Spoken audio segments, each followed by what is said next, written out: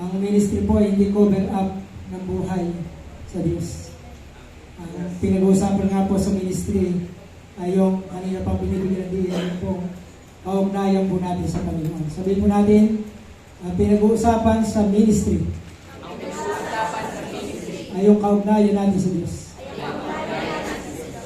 Ito po yan na dating ng panahon, tayong lahat po ay huhukuman ng Diyos. Sino po naniniwala tayo hukuman ng Diyos? Amen. At dito pala sa lupa, pag tayo po ay laging masaya. Alam niyo ba ay laging masaya? Hindi po tayo pinapakilos ng tao. Hindi tayo pinapakilos ng gawa ng kaaway. Hindi tayo pinapakilos ng ating sarili. Pinapakilos po tayo ng pag-ibig ng Diyos sa atin at ng pag-ibig natin sa Panginoon. Amen. Ito po ang pinakamahalaga sa buhay po natin. Dahil nga pa na wala po nakakaalam kung ano ka na sa Diyos.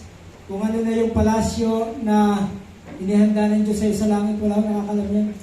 Ikaw lang at ang Panginoon. Bagaman hindi mo tayo nagnanais ng mga ganong bagay, pero hindi po natin alam, ang Diyos po ay talagang meron pong nakalaan sa atin. At kahit dito pa man po sa lupa, maniwala po kayo. Hindi po natin kayang pigilan yung pong ating awitin. God is so faithful. Sabihin po natin, God is so faithful.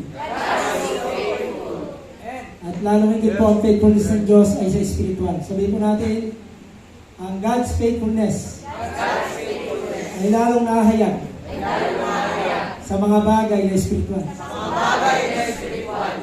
Napakasarap pong isipin na pag nakita ka ng mga tao, talaga wala silang na kikita, na-amoy, kundi si Kristo sa buhay mo. Napakasarap po nun. Wala kahit anong bagay sa mundong ito. Katulad po, kung titignan natin, hindi na ako makakapag-preach ngayon. 1 month po akong napakatindi ho ng aking kalagayan. Ang mga kabataan po ay hindi lang sa church nagpipigil, pati sa bahay. Ito po ay gawa talaga ng kawayan. Kasi first week din po ng April, Sabado po noon, bago ho mag-first week ng Sunday, nakakalakad po ako. Pagdating po ng first Sunday, magpipili. Napipilay ako. Kahapon po at noong nakaraang mga araw, ako po ay matuloy ng lumakad. Pero kagabi po, talaga hindi ako makakatulog sa sobrang sakit. Alam ko na yun. Sabihin, merong namamaga, gabahan sa akin naman. At ito nga po, pag-isip ko, ginabang-bang. Hindi na ako makayapak sa ano ng gusto. Pero, napansin niyo po, gusto niyo makaranas na tinatawag na napakagandang karanasan lagi sa Diyos? Wala po sa mga material. Wala po sa mga bagay sa sanlibutan ito. Ang pinakamasaya po sa buhay ay yung talagang madama mo kahit anong sitwasyon, ikaw at ang Diyos ay tunay na napaka-sweet ng inyong kalagayan. Ang po ang pinakamaganda. Pwede mo ba ngayon natin po yung verse natin? Yan po ang binigay sa atin ng Diyos sa ating bansa. Dalawa po ang katotohanan yan. Huwag nating limutin ang Diyos sa panahon na tayo po ay may problema. At huwag nating limutin ang Diyos kapag tayo ho ay pinasagana na. Ang pinag-aaralan nyo sa Bible, mas marami po ang nahuhulog sa kasalanan pag sumagana na. Kaya hindi po pwedeng basta-basta po natin sabihin na tayo po'y pasaganahin ng Diyos. Akala ho natin ay naroon lagi ang Diyos sa kasaganaan. Totoo pong galing sa Diyos yun. Pero ang tunay na garantiya po ng buhay ay wala ho doon sa mga tangible things. Wala ho doon sa mga bagay na hihipo. Kundi po doon sa mga bagay na hindi nakikita. Ito po, may ano ba? May verse ba?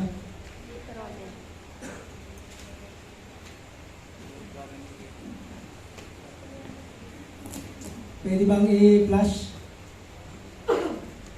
Deuteronomy 18. Deuteronomy 8. Yan. Yan po, binigay ng Diyos sa atin sa huling araw na ito ng pitong pag-pray natin. Huwag nating kalimutan ang Panginoon. Una po ang sabi roon, pinahintulutan po sila ng Diyos na maranasan po nila yung ilang. Alam nyo yung ilang, yun po yung nakakatakot dahil wala akong tubig doon, puro mga ahas, puro mga alakdan. Ang mga tao po ay pwedeng kaagad mamatay sa ilang dahil pagka po yung tinatawag na humangin ng napakatindi, pwede agad silang matabunan. O di kaya, wala akong mga puno roon, pwede po silang mamatay sa init. Pag naman yung sobrang lamig, patay din po ang tao. Dahil hindi mo alam kung saan ka huhukay para ikaw magkubli sa sobrang lamig. So ang disyerto po ay isang lugar ng lagim. Isang disyerto po na lugar na wala hong tao na pwede magtagal dito. Pero bakit po ang Israelita nagtagal po doon ng 40 years? Nakikita po natin. Sapagkat una po, ang tunay na layunin po noon, may katigasan po ng ulo ang mga Israelita. Nakita naman po natin, paglabas po nila mula sa Ehipto, nakikita lang po nila ang mga himala ng Diyos, hinawi ang dagat, 10 himala ng Diyos sa Exodo, puro himala, mga palaka na nagdumami pumunta sa palasyo, mga niknik, mga bagyo, lahat na ng himala. At isa lahat po, yung pagtabon po ng Diyos sa mga Egyptian. Pero pagkatapos po noon, tingnan po natin dito sa, dito po sa disyerto. Moses, bakit mo kami dinala dito? Walang tinapay, wala kaming makain, wala kaming tubig, wala kaming ulam. Nakita niyo po. Kaya sabi ko po sa inyo, ang mga preaching po, napakalaga pong ating maunawaan. Ang himala po ng Diyos ay hindi automatic na nagbabago ng buhay. Ang mga miracles po ng Panginoon sa ating buhay ay hindi po nagbabago automatically ng ating pong buhay. Ang mga blessing po ng Diyos na yan, mga himala ng Diyos, it's a matter po of choice. Meron po tinatawag na pagpili ang tao kung ang mga bagay na yan ay pwede maglayo sa iyo, ang mga bagay na material, o di kaya maglapit sa iyo sa Diyos. Extreme din po, ang sabi noon, pinahintulutan po sila ng Diyos na maglakbay ng napakaraming panahon. Bakit? To humble themselves. 3 beses po na sinabi po ng Diyos yan. Ang sabi noon, dinidisiplina kayo bilang mga bilang mga anak. At ang pagdisiplina po ay yung po talagang tayo po ay maging humble. Paano po lagi natin mananatili yung humbleness natin? Talaga pong sabi roon, huwag nating kikilalanin ni kaprasuman na tayo po'y may ambag sa Diyos. Aside po doon sa Pilipos 2:13, ang Diyos ang gumagawa maging sa pagnanasa. Yung mga vision, yung mga design mo. Sa paggawa, yung mga wisdom na nilalagay sa iyo, yung mga strength na nilalagay sa iyo, ano mang ability, ayon sa kanyang mabuting kalooban. Wala pong bahagi ang tao. Kahit po yung ating free will, hinagabayan po yan ng Diyos. Pilipos 2:13. Kaya po, lagi pong success ng tao ay nakabatay doon sa wala siyang natitira ni kaprasuma sa kanyang sarili. Na-share ko na po sa inyo, ayaw ko na po magkaroon identity na pastor. Mas maganda na po na makita na lang sa iyo ang pastor, pero hindi na yung sa pangalan. Maging sa success ng family. Kung mayroon kang successful na family, huwag kang makita doon, si Kristo pa rin ang nagbigay ng pamilya. Success sa finances, everything sa ating buhay. Kapag ka po hindi si Kristo ang natatanyag, lugi ka. Kapag ikaw pinagpala ng Panginoon at ikaw ay parang nilalapitan ng mga tao, hinahanga ka ng mga tao, at hindi mo na ibalik sa Diyos ang lahat ng pagsamba, lugi po tayo. Lugi po tayo.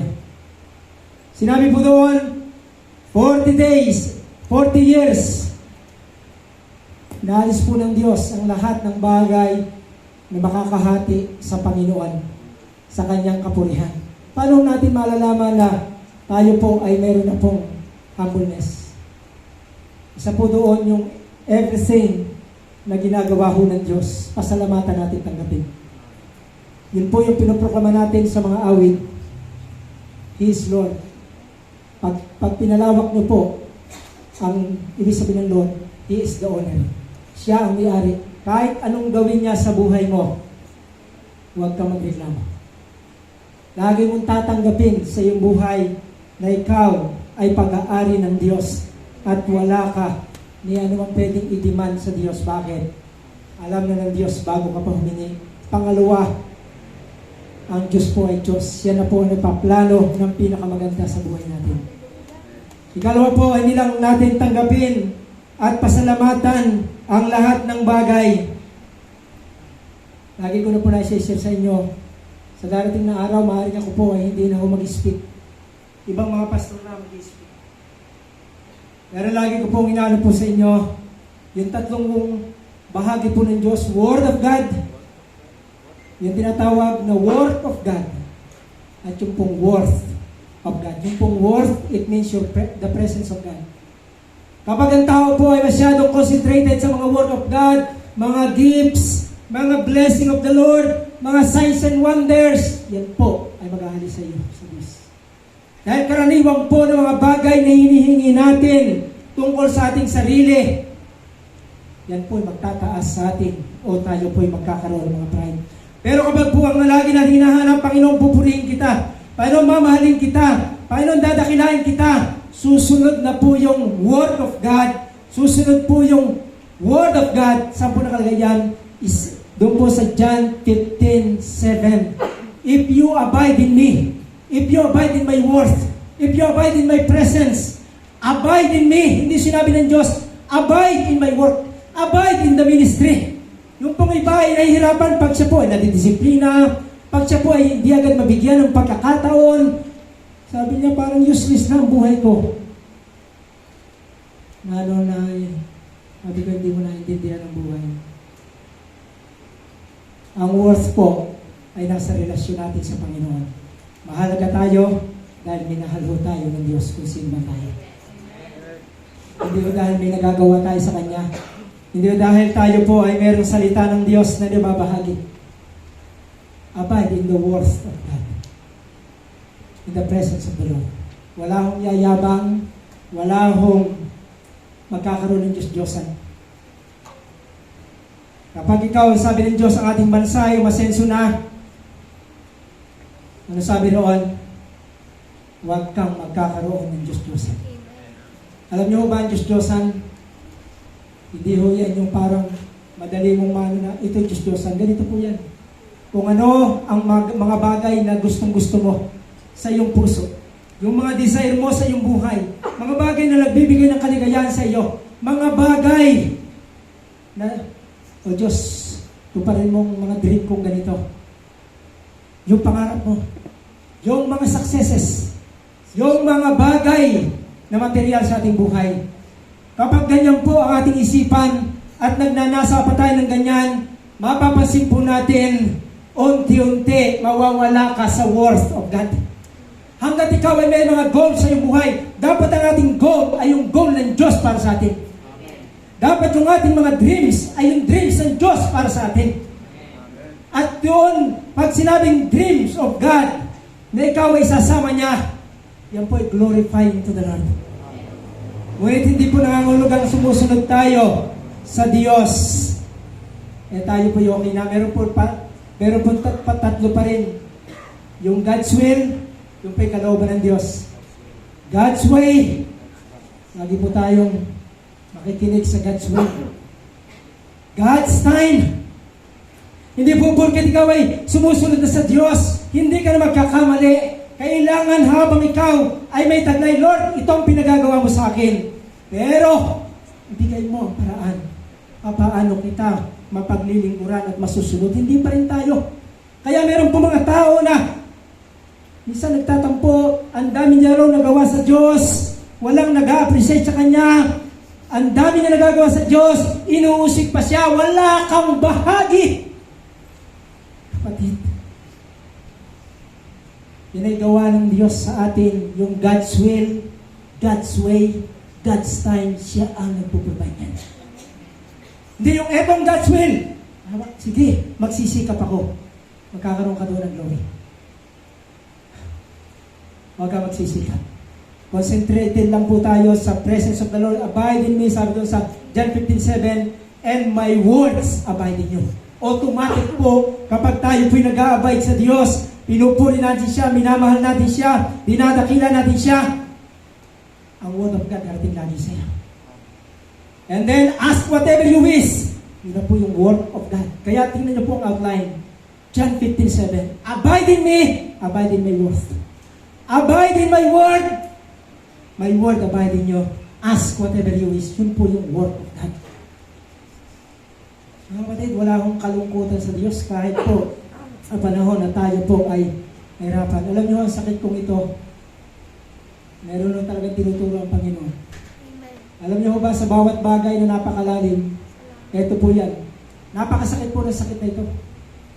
Tatambaw ka, at o di kaya, hahanap ka ng napakalakas na dosage para mapigilan ang sakit na ito. Bakit? Ito ay sakit sa buto. Ang gout po ay buto. Tanong niyo po sa mga may sakit. Yung laman po, madali po yung malunasan, pero yung sakit sa buto, hindi mo nagagamot yan. Maghanap po kayo ng lunas sa buto ng tao. Wala akong lunas yan. Pwede ka lang mapacify ng mga bagay, pero wala akong kagamutan yan. Kaya alam niyo po ba, masanay na po tayo, worth of God. Kahit hindi mo naintindihan ang ginagawa ng Diyos, hindi ako makabangon, hindi ako makagalaw. Praise God sa mga asawa. Ayan, ang aking asawa. Birthday niya po ngayon. Happy birthday. Ayan. Ayan. Grabe ho, ang sakit na ito. Hindi mo alam kung saan ka tatayo, pipilipit kang pakaliwa. Ilang minuto lang, kailangan mo pumunta sa kanan.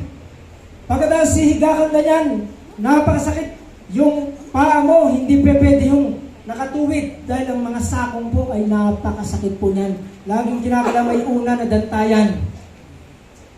Minsan po, hirap na po ang mga asawa. Pero minsan, umiinit pa din ng ulo. Ito ang mga testing ng Diyos sa atin. Minsan akala natin great na tayo. Pero sa ating loob ng buhay, marami pa pong bagay, walang makapagsasabi na great ka na, malibang ilagay ka ng Diyos sa testing. May mga panahon, hindi na alam kung gagawin, kukuha ng arenola dahil hindi na ako makagalaw. Maya-maya, kukuha ng pagkain, maya-maya, masakit, kailangan ko ang supplement.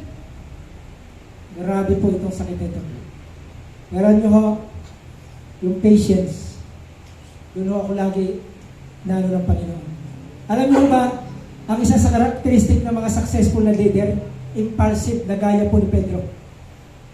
Mga impulsive, bihira po ang mga leader na, ano ba yung personality? Phlegmatic? Yung nagkakasunog na, may sunog. Ano kaya nangyari? Bakit ganito? Loading pa siya. Bihira ako ganyan leader. Karaniwan po sa leader ng Diyos ay mga, ano po yan?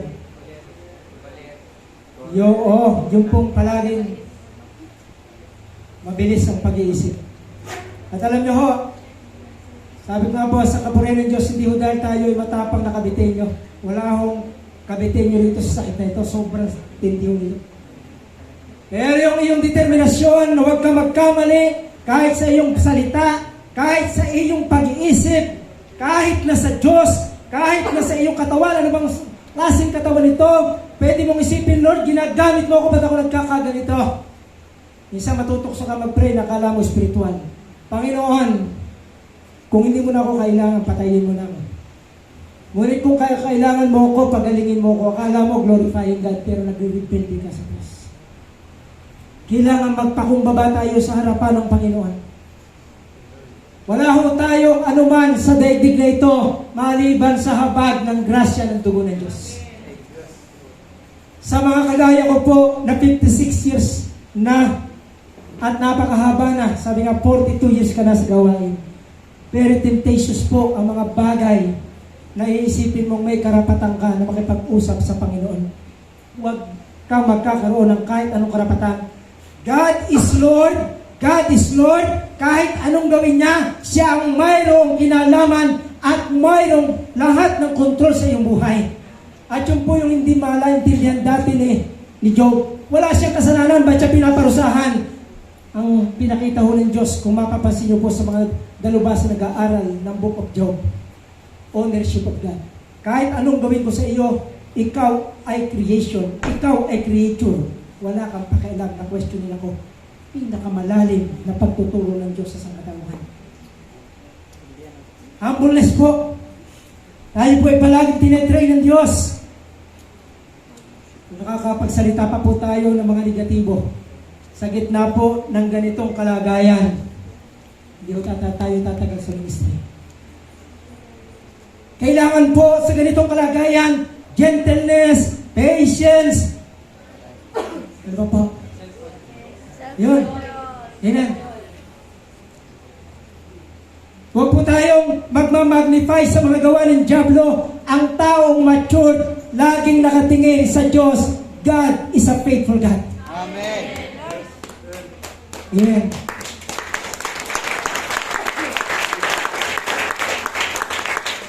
Ang mga mature na tao, gaya po doon sa disyerto, mabuti pa Moses, hindi mo kami inalis sa Ehipto.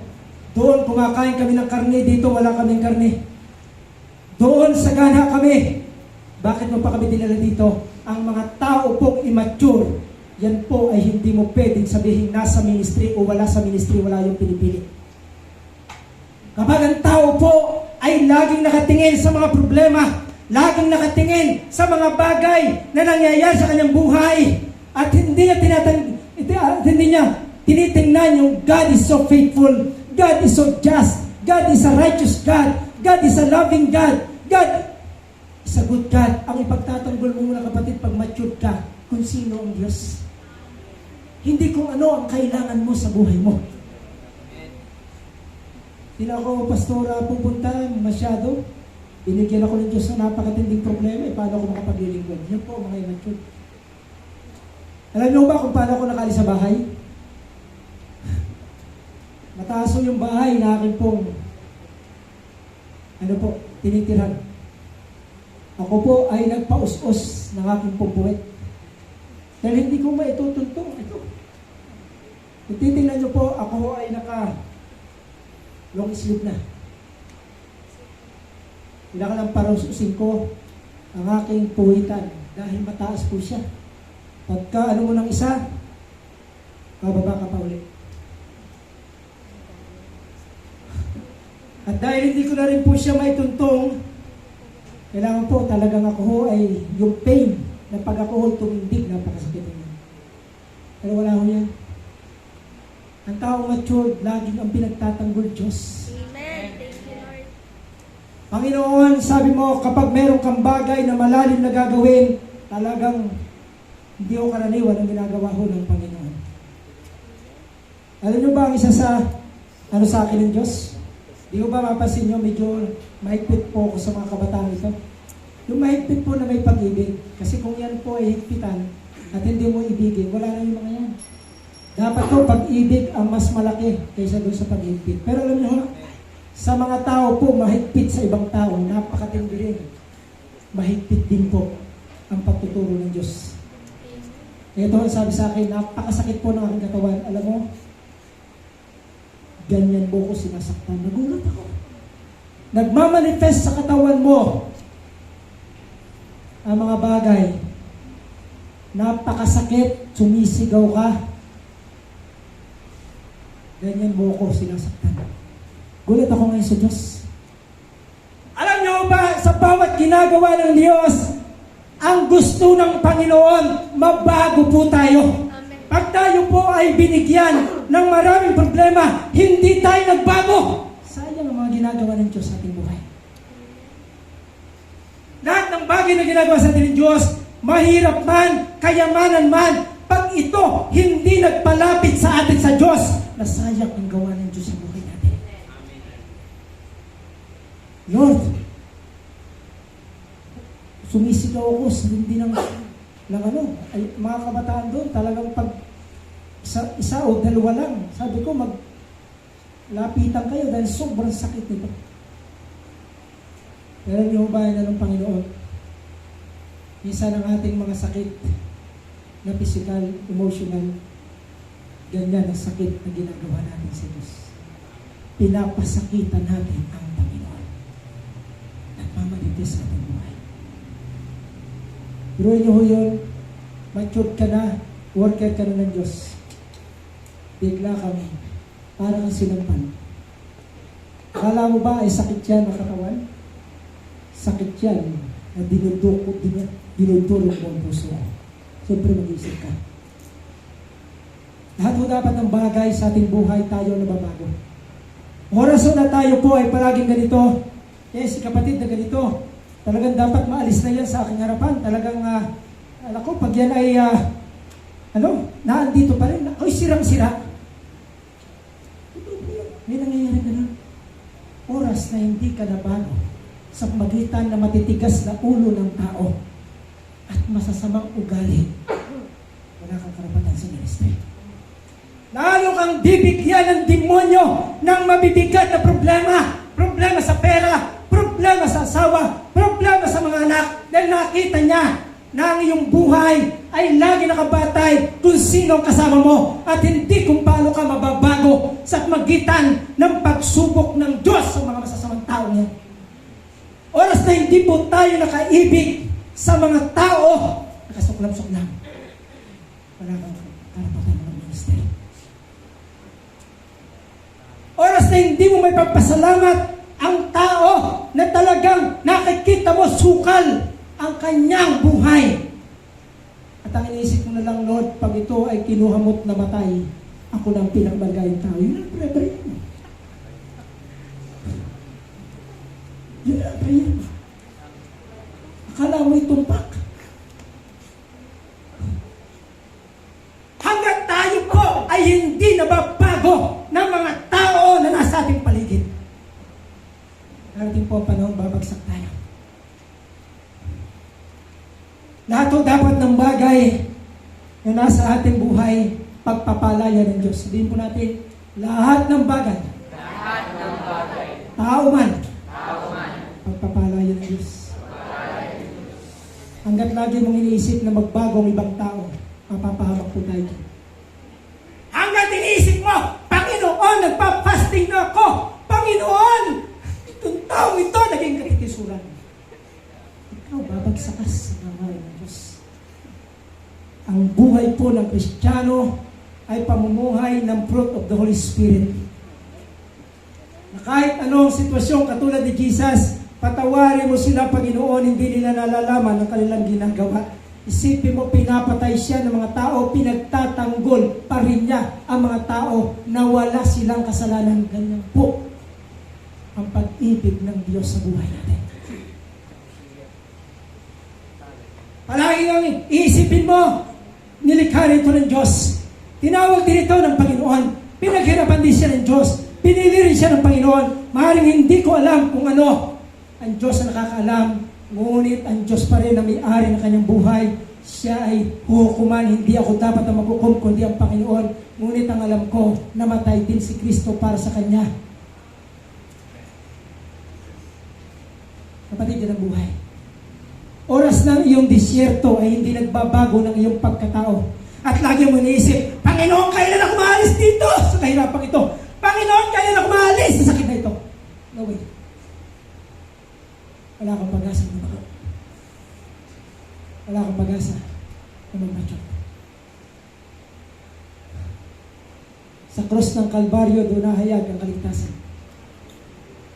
Pero tingnan mo kung anong pinaggagawa, niluray-luray ng tao ang Diyos. Kaya, alam nyo, pag ako nag-ano po sa krus ni Cristo, hindi ko halos may tuluyan. Dati po ako nakakapanood ng gusto ng mga crucifixion ng Diyos, pero naintindihan ko.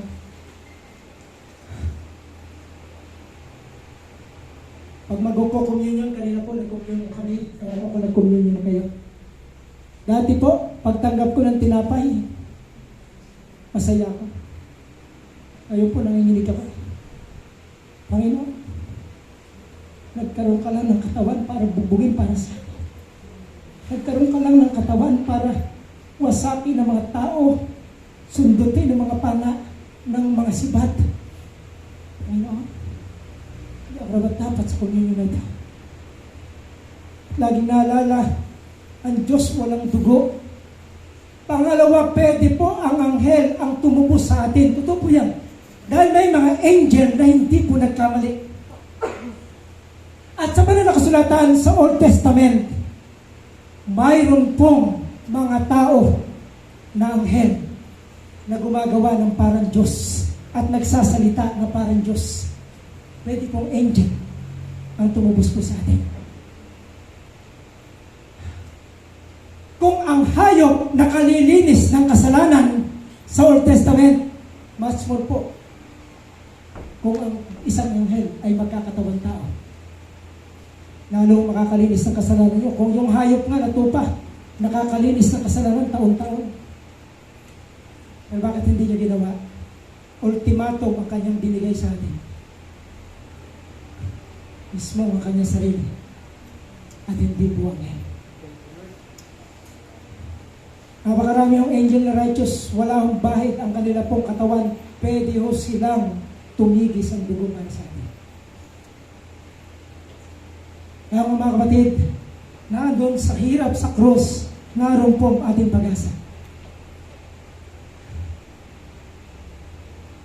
Bago tayong paniligaw sa mga kongregasyon, biglang dami.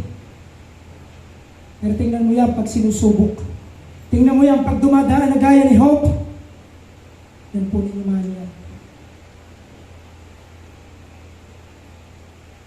Doon kayo matututo. Pag ang mga tao po ay natest na, kahit sa pera, ang disciple po ng Diyos, kung hanggang ngayon hindi ka pa tested sa pera, nangihinayang ka pa rin mag-ikapo, ang ikapo po ay unang hakbang lang. Pero ang totoo, sa New Testament, mas malaki po ang bigayan. Bakit? Sowing and reaping. Ano po ang ikapo? Pag may tinanggap ka, lalagyan mo nagkasakong bahagi. Ano ang sowing and reaping? Hindi ka ba tumatanggap? Ito ang gusto mo maging financial goal sa inyong buhay? Magtanim ka. Grabe ho ang pagbibigayan sa New Testament.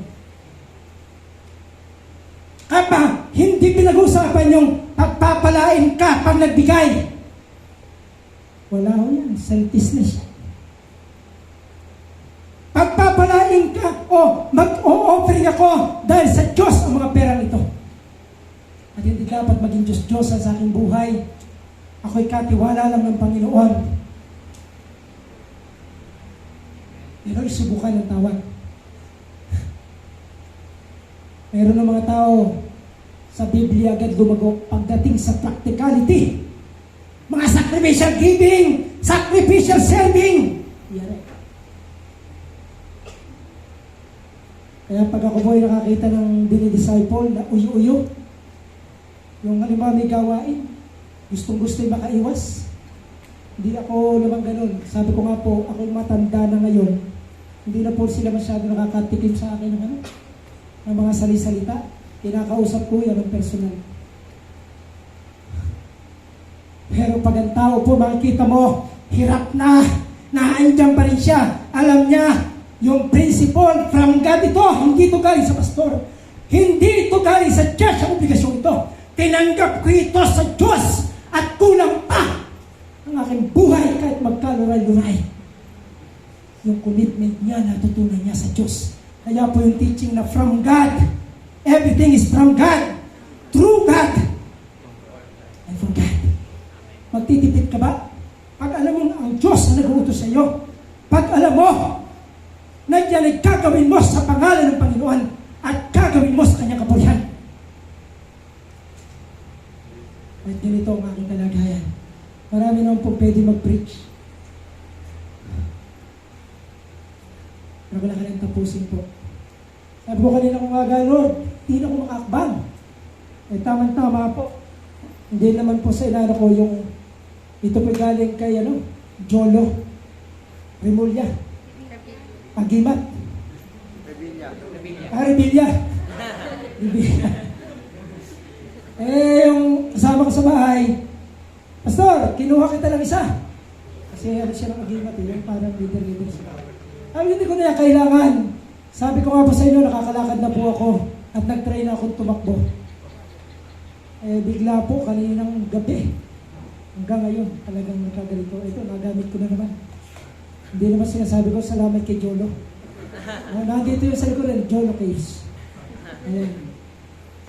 Ayaw mo sinasabi, walang kwenta po ang kahit anong bagay na sinasabi mong may value sa Diyos. Hindi ko natin kayang tumbasan ang Diyos sa ating buhay. Kaya pag meron na po nakakano na, i-appreciate nyo ako, huwag nyo na akong pagpagalitan, sobrang ang hirap ko sa Diyos. Tungo-tungo ka na lang. Hindi mo naintindihan yung pinasok. Ang Diyos ang naglagay sa atin ng pribilehiyong yan. At siya rin ang tumutulong para magawa mo yan. Gawin mo lahat ng iyong magagawa para sa Diyos. Ang ating bayan, patuloy na nangangailangan, 2 linggo na lang o 1 linggo mahigit. Huwag mo tayong bumitaw. Nangyari po ito, March sa akin, na-share ko na po sa inyo, hindi na po ako nakatakbo. Ayaw ng Diyos na ibigay glory sa akin. Siyempre nga naman, mga kasama ko, mga 28, 25, 18. Ako lamang, 56 at 57. May tinatakbo namin Olivares, patungo ng Palapala, masaya-masaya pa po ako. Marami ng Diyos na ibigay sa akin ng glory. Ako ho ang naging kayat sa mga yan. Pero sabi ng Panginoon, hayaan mo sila magtapos. Sila ay natuto na rin. Pag ikaw, kapatid, inaalis na sa lamlight ng buhay. Pasalamat. Ikaw ay inahambol ng Diyos. Pag inaalis ka na sa camera, pasalamat ka sa Diyos.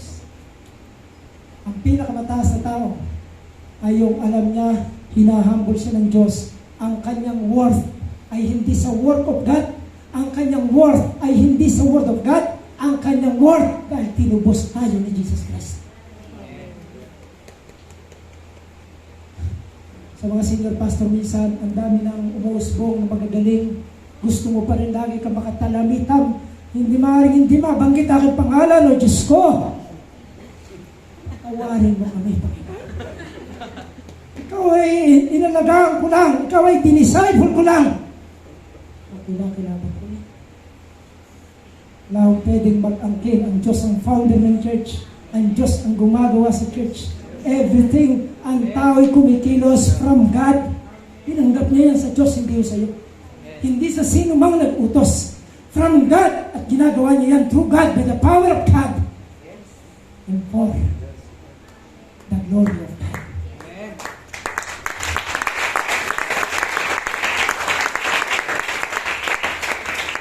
Purihin ang Panginoon. Hindi ko po inaano po sa inyo. Ito po mga ito'y nakatapos na ng huling takbo sa Ternate. Nahirapan po sila, 3 bayan, hindi namin malaman, di ba sabi nga po sa inyo, kayo mapalad, marami kayong sakyan. Kami, kotse, ano mangyayari doon, ay 16 na mga yan. Tinakbo nila Cavite City. Ang nilusutan nila ay Rosario. Pagkatapos nagtapos sila sa Tansa. Hindi ko namin malusot-lusatan yung dahil doon po ay hindi sa Aguinaldo Highway. Papasok ang gano'n at alam nyo lang ibig sabihin. Hindi sa wala akong tiwala sa Diyos. Pero ho, sa bawat takbo namin 2,000. Sa bawat takbo namin minsan over pa 2,000. Kinakailangan mag-budget po ako doon ng 3,000 again. Hindi ako. Nag-represent lang po ako dahil galing din sa ibang tao. Alam nyo ba? Noon nakatakbo na sila, lahat-lahat na, Madeo, sabihin nyo na lahat yung 23,000.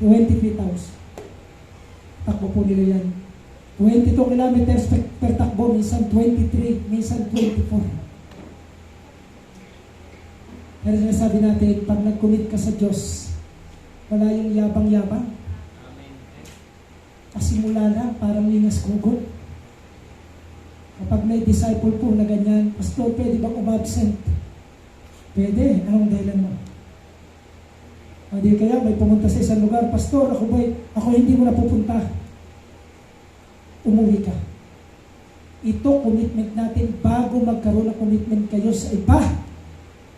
Tapusin mo ito. Pero kung kayo, walang matatapos sa buhay nyo, sino kayo? Magsisimula ka ng marami. Magsisimula ka ng bago. Wala kang tinapos. Anong klase ka? Pati sarili mo, hindi mo pagtitiwalaan. Laging mahina loob mo. Kasi alam mo, hindi ka finisher. Alam mo, hindi ka successful. Hindi ka achiever. Takot ka sa mga bagay na pag nakita mo na ang mga bagyo, ayaw ko na. Hindi mo gagalang ang sarili mo. Lalong hindi ka igagalang ng ibang tao. Siyempre ang Diyos dito. Yan po ang value natin binabahagi sa kanila. Hindi yan para sa akin, sa sarili mo. Kaya mo mapatunayan na kapag kalooban ng Diyos, God's will, God's way, God's time. Mag-commit kayo ngayon. Sa iba, tapos na. Pero sa panahon na hindi tapos, umuwi kayo dito. Mga kapatid, ang bansa po natin, apawlan na po. Maniwala po kayo. Pero kung hindi tayo nasanay na mag-glorify sa Diyos sa panahon na nahihirapan tayo, hindi rin natin kaya sa panahon ng kasaganaan. Mas marami pong napapahamak si Solomon. Napahamak po siya. Sobrang talino, sobrang yaman. Ang kanyang ama, matanda na, nakikipagbaka pa. Buhay na matuwid. Kung hindi ka magtagumpay sa mga hirap ngayon, mga pag-uusig ng iba. Pastor Herbert nag-preach kanina doon sa church. 15 years na tayo na magkasama, no? Dik-dik yan, dik-dik. Hanggat tumatalab sa iyo mga persecution, buhay ka pa sa iyong sarili. Hindi ka magpatay sa iyong sarili. Kinakailangan lahat ng persecution. Hindi mo na madadama. Bakit? Nakakadama ba ang patay? Kurutin mo, itaob mo, itapon mo. Hindi mo yan magreklamo. Kung buhay pa ang iyong laman, palagi kang haping-hapi ako. Ang mga taong ito, ganito. Masterin mo yan. Sa ngalan ni Jesus, hanggat hindi ka makakamaster dyan, hindi ka pwedeng pumalaot. Karaniwan pa po na nagpaano sa atin, hindi ho ibang tao, mga manggagawa ho ng Diyos. Hanggat hindi ka natututo dyan, lumaman ka dyan. Mahalin mo sila, hindi lang nalaman na ka ng ginagawa, ang Panginoon na magja-judge, i-bless mo sila na mag-prepare, magbago. Pero yung magalit ka, we are not fighting against President God. We are not fighting against politicians. We are not fighting against any party. Kahit anong sira-sira doon sa kandidato natin na pinagpe-pray, huwag ka magagalit. Hanggat ikaw magagalit sa kanila, hindi mo naintindihan, we are not fighting against President God. Tuwan-tuwa, demonyo. We are fighting against the demon. Mahalin mo ang taong makasalanan.